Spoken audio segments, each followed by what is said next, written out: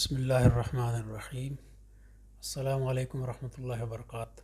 تمام دیکھنے والوں، سننے والوں کو، میرے بچوں کو، میرے بھائیوں کو، میری بہنوں کو میری طرف سے بہت سلام، اور اللہ پاک کی آپ سب پر بے شمار نعمتیں اور رحمتیں نازل ہوں۔ اللہ آپ سے راضی ہو۔ آج ہم مختصر بات کریں گے اور سمجھنے کی کوشش کریں گے کہ اخلاص کیا ہے۔ اخلاص، دیکھو، قرآن الحکیم میں بھی اس سے متعلق بہت کچھ آیا ہے، اور احادیث مبارکہ کے ذخیرے میں بھی بہت کچھ موجود ہے، واقعات بھی ملتے ہیں۔ اگر اخلاص اور خلوص اور خالص، ان الفاظ کو اگر آپ دیکھیں تو یہ وہ کامن ورڈز ہیں جو تقریباً ہم سب لوگ ان سے واقف ہیں۔ اکثر آپ لوگوں نے دیکھا ہوگا کہ ہم جب بات کرتے ہیں تو کہتے ہیں کہ جی یہ خالص دودھ نہیں دیتا، یا یہ ہم نے گروسری لی، اس کے اندر مکسنگ تھی، ملاوٹ تھی۔ اسی اعتبار سے اس کی ضد جو سی ہے، اخلاص کی ضد ہوگی ملاوٹ، ناخالص ہونا۔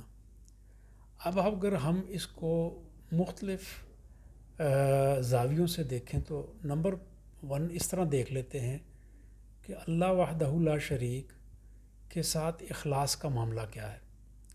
اللہ کے ساتھ اخلاص یہ ہے، جیسے قرآن الحکیم میں اللہ پاک نے فرمایا، بسم اللہ الرحمن الرحیم، قل هو اللہ احد اللہ الصمد لم یلد ولم یولد ولم یکن لہ کفوا احد۔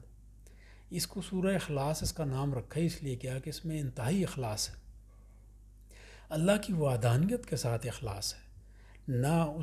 نہ وہ کسی سے ہے اور نہ اس سے کوئی ہے، وہ بے نیاز ہے، وہ واحد ہے، وہ یکتا ہے، ہر لحاظ سے مکمل ہے، اسی کی بادشاہی ہے سارے جہانوں میں۔ تو یہ اخلاص، اگر ہم اس کو اللہ کی وحدانیت کے حوالے سے دیکھیں تو یہ انتہائی اخلاص ہے۔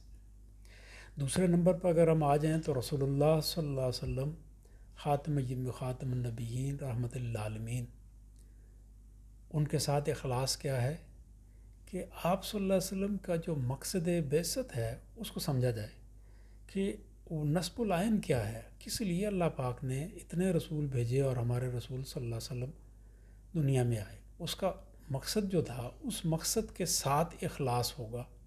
اگر کوئی اس مقصد کو سمجھتا ہے اور اس مقصد کے ساتھ چلتا ہے، اس کے اوپر عمل کرنے کی کوشش کرتا ہے، تو یہ اخلاص ہوگا۔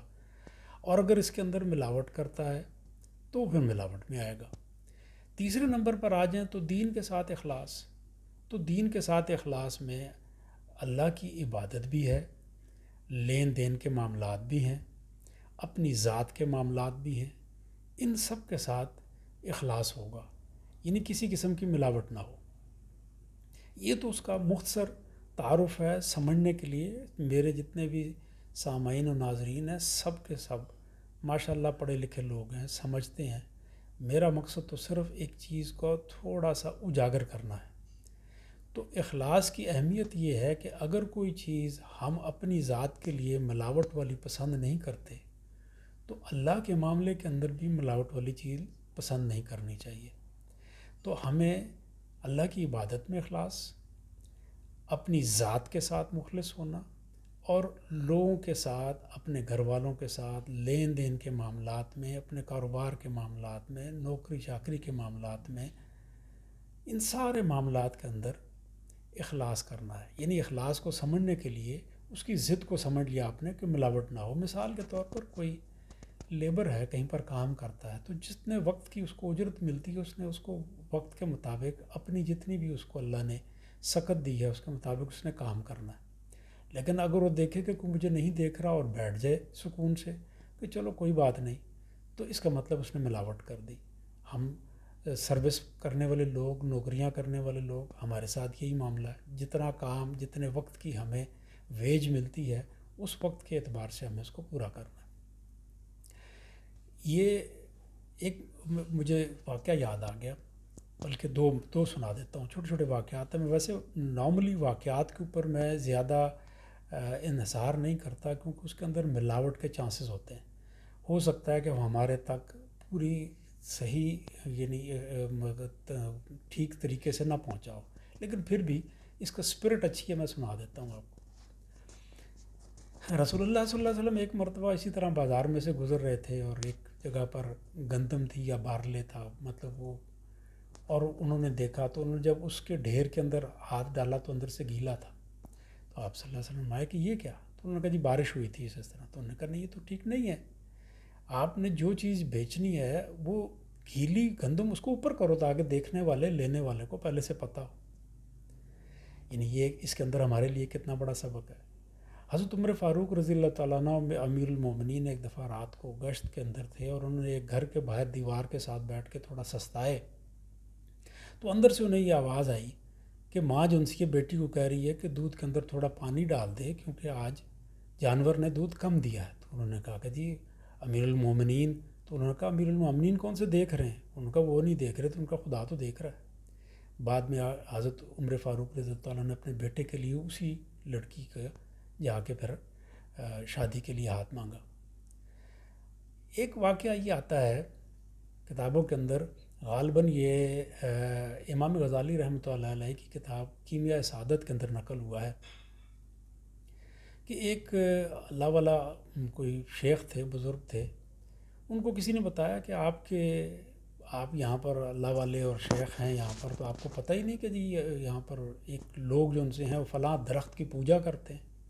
تو انہوں نے بڑا غصہ آیا، انہوں نے کلہاڑی لی، رسی لی اور درخت کو کاٹنے کے لیے چل پڑے کہ جی یہاں پر شرک ہو رہا ہے اور میں یہاں پر موجود ہوں. اس کے باوجود راستے میں جاتے ہوئے انہیں ایک شخص ملا، اس نے کہا کہاں جا رہے ہیں؟ انہوں نے کہا جی وہ درخت کاٹنے جا رہا ہوں. کیوں کاٹ رہے ہیں؟ جی اس لیے کہ وہ لوگ اس کی پوجا کرتے ہیں، شرک کرتے ہیں. کہا آپ کیسی بات کر رہے ہیں؟ درخت کے اوپر تو پرندے آ کے بیٹھتے ہیں، درخت کے سائے میں لوگ بیٹھتے ہیں، مسافر بیٹھتے ہیں، یہ کون سی آپ مطلب، اور پھر آپ کون سے نبی ہیں کہ جی آپ کے اوپر کو وہی آئی ہے؟ تو انہوں نے کہا نہیں نہیں، جب مجھے پتہ چل گیا یہ شرک ہے تو پھر انہوں نے کہا نہیں نہیں ایسا نہیں. آپس میں ان کا گتھم گتھا ہو گیا.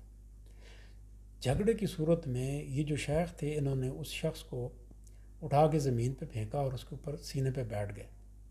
تو اس نے کہا چلے ٹھیک ہے، آپ جیت گئے.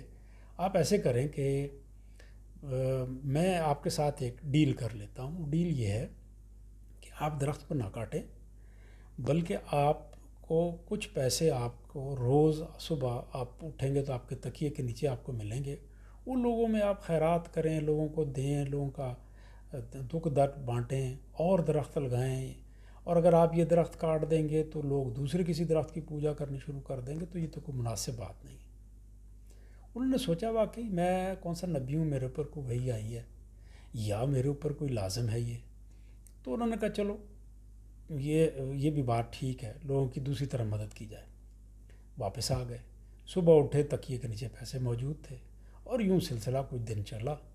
کچھ دن کے بعد ایک دن ان کے تکیے کے نیچے پیسے نہیں تھے. انہیں بڑا غصہ آیا کہ یہ تو شخص جو ہے یہ اپنی بات کا قائم رہنے والا ہی نہیں ہے. انہوں نے کیا کیا کہ کلہاڑی لی اور دوبارہ چل پڑے.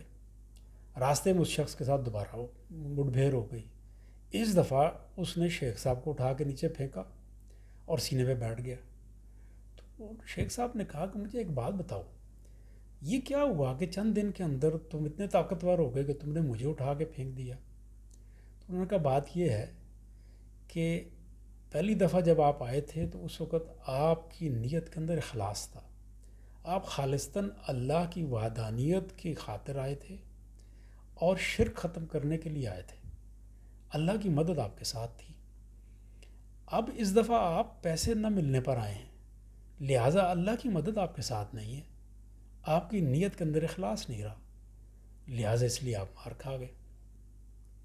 اس کی اسپرٹ اچھی ہے. اسے سمجھنے کی بات یہ ہے کہ ہمیں کوئی بھی عمل جو اللہ کے لیے کرنا ہے اس کو خالص اللہ کے لیے کرنا ہے.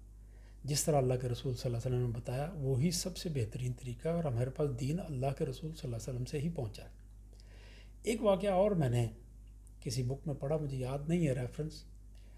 اس میں یہ کہ ایک اللہ کے ولی تھے، طواف کے بعد جس وقت سعی کر لی اور انہوں نے بال اپنے جو ان سے اتروانے تھے تاکہ احرام کی پابندیوں سے نکلیں، تو جب دیکھا تو ان کے جو پیسوں کی جو امیانی سی تھی، تھیلی سی تھی، وہ کہیں گر گئی تھی. وہ اب انہیں یہ سوچ میں پڑ گئی کہ اب کیا کریں. نائی کے پاس گئے اور اس سے انہوں نے کہا کہ جی اگر کوئی شخص احرام کی پابندیوں سے نکلنا چاہے اور اس کے پاس پیسے نہ ہوں تو وہ کیا کرے؟ تو نائی نے کہا کہ جی بیٹھ جائیں. جس شخص کے وہ بال اتار رہا تھا، بال اس کے اتارنے کے بعد انہیں اس نے کہا کہ جی آپ بیٹھیں.